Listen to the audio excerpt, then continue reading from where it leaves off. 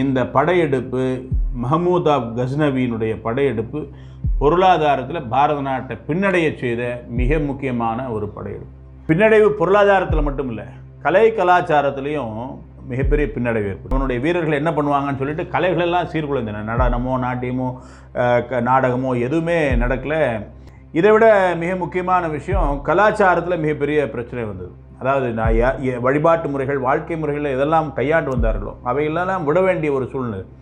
வரி போடலை, ஜிஸ்யா வரி மாதிரி போடலை, ஆனாலும் கூட அதை கடைபிடிப்பதற்கு அன்றைக்கு இருந்த இந்துக்கள் மிகப்பெரிய ரொம்ப பயந்தாங்க.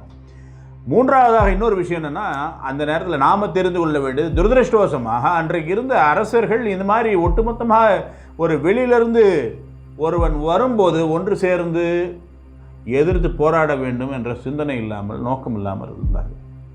இது ஒரு மிகப்பெரிய வரலாற்றில் நாம் உணர்ந்து கொள்ள வேண்டிய, வருந்த வேண்டிய ஒரு விஷயம்.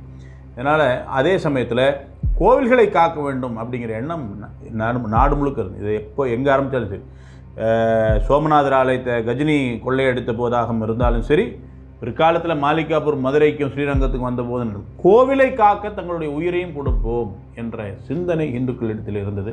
இதை நாம் உணர்ந்து கொள்ள வேண்டும். ஆகவே வந்தார்கள், கொள்ளையடித்தார்கள், கொன்றார்கள்.